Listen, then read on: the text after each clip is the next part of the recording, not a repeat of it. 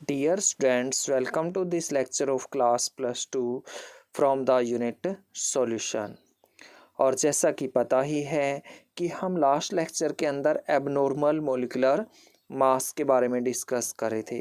Abnormal मतलब जो मास normal value से डिफरेंट आता है उसे हम एबनॉर्मल मोलिकुलर मास बोलते हैं।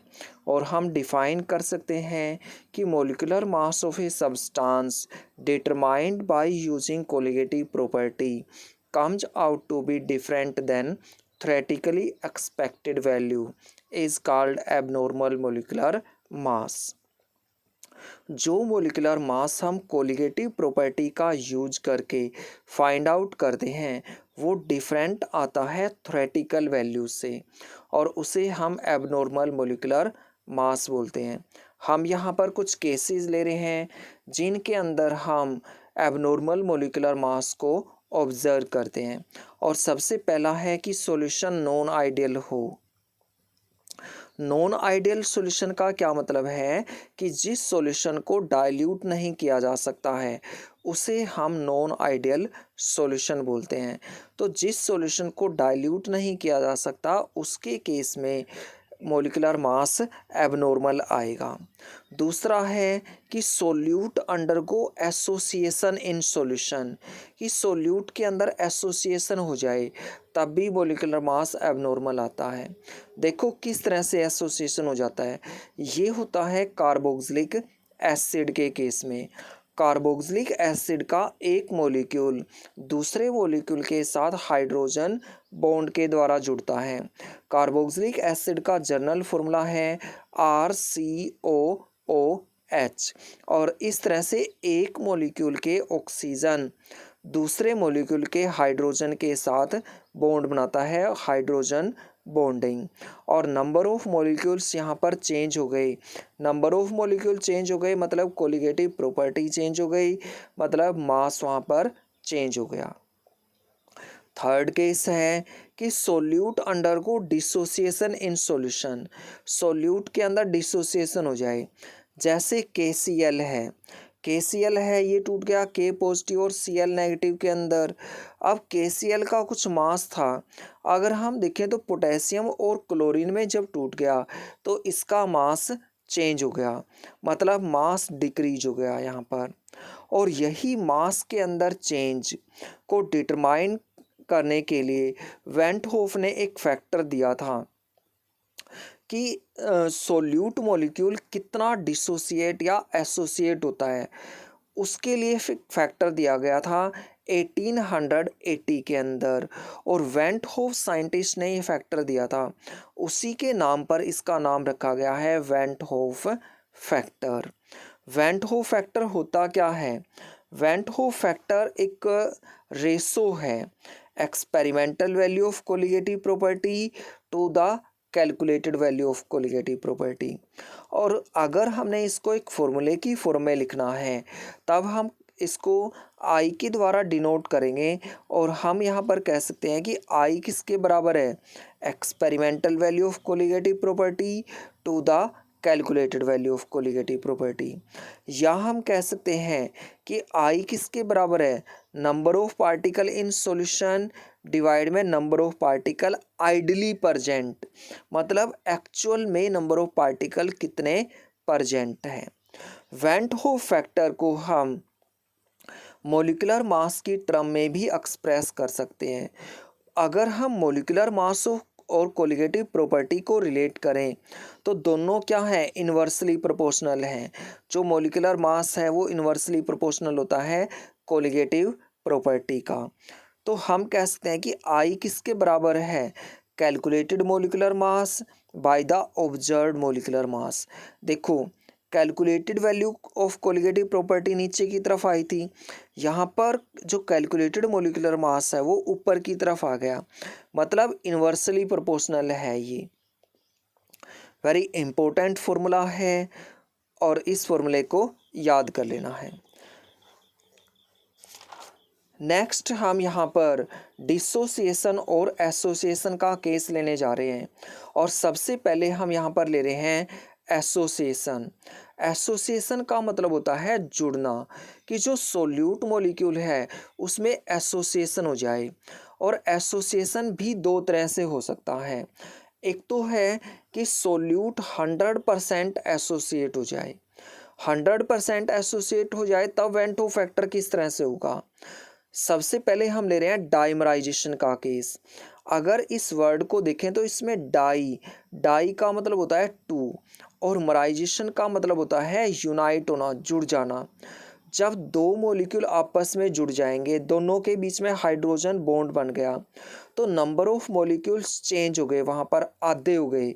इसलिए हम कह सकते हैं कि आई किसके बराबर है, 1/2 के बराबर है। ट्राइमराइजेशन, ट्राई का मतलब होता है 3 और मराइजेशन का मतलब होता है कंबाइन होना। 3 मॉलिक्यूल इस तरह से हाइड्रोजन बॉन्ड के द्वारा जुड़ गए, तो नंबर ऑफ मॉलिक्यूल 1/3 रह गए वहाँ पर। इसलिए कह सकते हैं कि आई किसके बराबर है, 1/3 के बराबर है। अगर हम पॉलीमराइजेशन का केस लें, पॉली का मतलब होता है मैनी और मराइजेशन का मतलब होता है यूनाइट होना, जुड़ जाना। कई सारे मॉलिक्यूल आपस में जुड़ जाएं, इस तरह से ये कई सारे मॉलिक्यूल हैं और हाइड्रोजन बॉन्ड के द्वारा ये एक दूसरे के साथ जुड़ गए, तब हम कह सकते हैं कि आई किसके बराबर है, 1/n के बराबर है। दूसरा केस है कि if solute is not 100% associated, अगर सोल्यूट 100% एसोसिएटेड ना हो तब वैन टू फैक्टर के ऊपर क्या इफेक्ट पड़ेगा। तो हमने मान लिया कि हमारे पास एक सब्सटेंस है ए और इसके नंबर n हैं। जब ये जुड़ेंगे तब इस तरह से ए n की फॉर्मेशन हो जाएगी, मतलब n नंबर में ये आपस में जुड़ गए। और हमने मान लिया कि जो अल्फ़ा है वो डिग्री ऑफ एसोसिएशन है, डिग्री ऑफ एसोसिएशन है। तब हमने स्टार्टिंग के अंदर देखा कि इस रिएक्शन के अंदर जो ए है इसके नंबर कितने हैं, 1 मोल हैं। एसोसिएट तो नहीं हुए क्योंकि स्टार्टिंग में ले रहे हैं हम यहाँ पर, लेकिन जैसे जैसे टाइम स्पेंड होगा जो ए के मॉलिक्यूल हैं वो एसोसिएट होंगे, और कुछ टाइम के बाद एसोसिएट कितने होंगे, अल्फ़ा एसोसिएट हो गए। तो अनएसोसिएटेड कितने रह गए, 1 माइनस अल्फ़ा रह गए। अब जो एसोसिएट हुए हैं, जो जुड़े हैं, वो भी कुछ नंबर में जुड़ेंगे, और इसलिए हम इनको रिप्रेजेंट करें कि अल्फ़ा/n यहाँ पर एसोसिएट हो गए। अगर हमने टोटल नंबर निकालने हैं तो हम इन सभी को जोड़ देंगे, मतलब 1 माइनस अल्फ़ा प्लस अल्फ़ा/n कर देंगे हम यहाँ पर। और जो टोटल नंबर ऑफ मोल्स हैं ये किसके बराबर होते हैं, वैन होफ फैक्टर के बराबर होते हैं। अब देखो ये होता किस तरह से है अल्फ़ा/n, इसे हम एक एग्जाम्पल के द्वारा समझ रहे हैं। और हमने एग्जाम्पल ले लिया फिनोल का। जब हम फिनोल को बेंजीन के अंदर डालते हैं तो इसके अंदर डाइमराइजेशन होता है। फिनोल के मॉलिक्यूल इस तरह से डाइमर की फॉर्म में जुड़ जाते हैं। हमने मान लिया कि हमारे पास स्टार्टिंग में फिनोल के जो मॉलिक्यूल हैं वो 100 मॉलिक्यूल हैं, तो एसोसिएट तो 0 है क्योंकि स्टार्टिंग है। अब देखा कि कुछ टाइम के बाद फिनोल के मॉलिक्यूल एसोसिएट हुए, और कितने एसोसिएट हुए, 50 एसोसिएट हुए। तो अनएसोसिएटेड कितने रह गए, 100 माइनस 50 एसोसिएट हो गए, अनएसोसिएटेड रह गए 100 माइनस 50। अब देखो डाइमराइजेशन हो रहा है यहाँ पर, तो ये 50 जो एसोसिएट हुए हैं ये दो दो की फॉर्म में एसोसिएट हुए हैं, इसलिए यहाँ पर एसोसिएटेड कितने हुए, 50/2 एसोसिएटेड हुए यहाँ पर। अगर हम कोलिगेटिव प्रॉपर्टी को देखें तो ये वेंट होफ फैक्टर के डायरेक्टली प्रोपोर्शनल होती है। जो आई है वो डायरेक्टली प्रोपोर्शनल है कोलिगेटिव प्रॉपर्टी के। तो पाई क्या है, ओस्मोटिक प्रेशर है, तो ये भी आई के डायरेक्टली प्रोपोर्शनल है। डेल्टा टी बी क्या है, एलिवेशन ऑफ बॉइलिंग पॉइंट, ये भी आई के डायरेक्टली प्रोपोर्शनल है। डेल्टा टी एफ क्या है, डिप्रेशन ऑफ फ्रीजिंग पॉइंट, ये भी आई के डायरेक्टली प्रोपोर्शनल है। और डेल्टा पी क्या है, लोअरिंग ऑफ वेपर प्रेशर, ये भी आई के प्रोपोर्शनल है। अगर हम बॉइलिंग पॉइंट को देखें कि बॉइलिंग पॉइंट आई के साथ किस तरह से रिलेटेड है, तो बॉइलिंग पॉइंट डायरेक्टली प्रोपोर्शनल है आई के। मतलब एक सब्सटेंस जिसके अंदर नंबर ऑफ आयंस ज़्यादा होंगे उसका बॉइलिंग पॉइंट भी ज़्यादा होगा। बॉइलिंग पॉइंट और फ्रीजिंग पॉइंट एक दूसरे के इन्वर्सली प्रोपोर्शनल है और इसलिए हम कह सकते हैं कि फ्रीजिंग पॉइंट इन्वर्सली प्रोपोर्शनल है आई के, और वेपर प्रेशर भी इन्वर्सली प्रोपोर्शनल है आई के। इसे समझने के लिए हम एक न्यूमेरिकल प्रॉब्लम ले रहे हैं। Calculate the osmotic pressure of 0.85% aqueous solution of NaNO3 assuming that solute is 90% dissociated at 27 degree Celsius. तो ऑस्मोटिक प्रेशर कैलकुलेट करना है। इसको कैलकुलेट करने के लिए फॉर्मूला है पाई बराबर है ICRT। NaNO3 टूटेगा तो Na पॉजिटिव और NO3 नेगेटिव आयन बनाएगा। स्टार्टिंग में 1 मोल है, Na पॉजिटिव के 0 हैं, NO3 नेगेटिव के 0 हैं।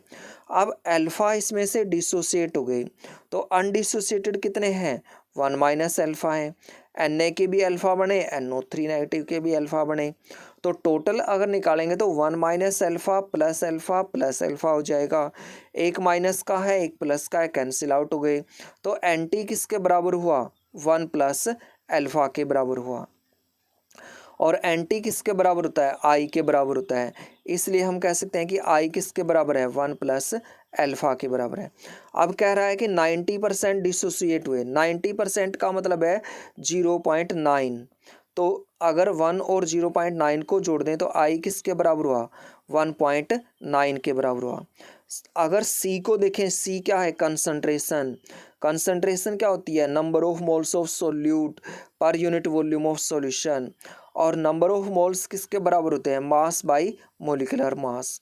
और यहाँ से वैल्यू पुट कर देंगे हम, और जब कैलकुलेशन करेंगे तो हमारा आंसर आ जाएगा 4.9 एटमॉस्फेरिक। Thank you.